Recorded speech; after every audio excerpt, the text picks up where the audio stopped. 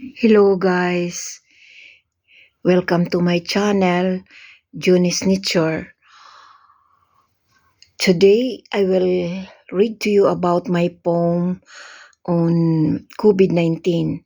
This is reminiscing the well-known disease of COVID-19. Since I was not able to do this before, for I don't know how to blog, just lately, this June of this year. So I have to read this, although this is already a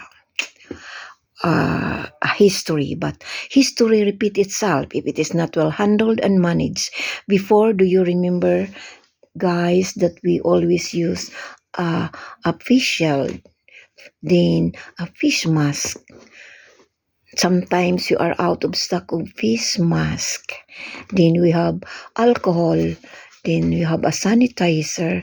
Then when we go out, we always bring this one, the alcohol container, look like a kitchen.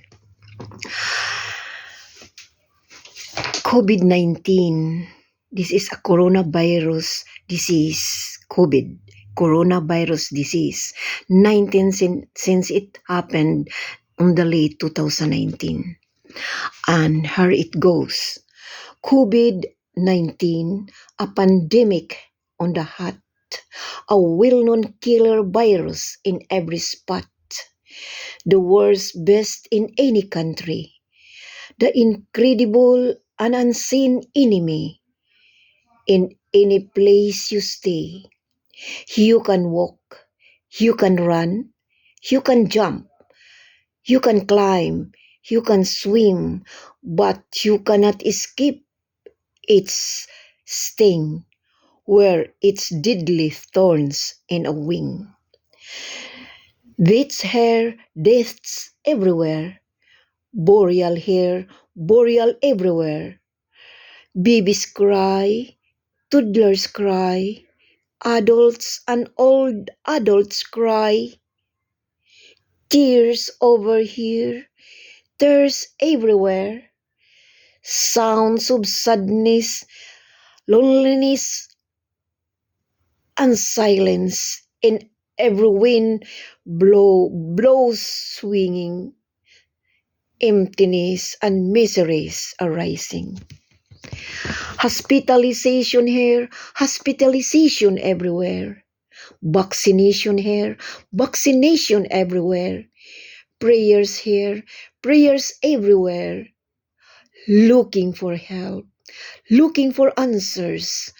Who will answer their unexplainable worries? Who will answer their colds and underneath pains?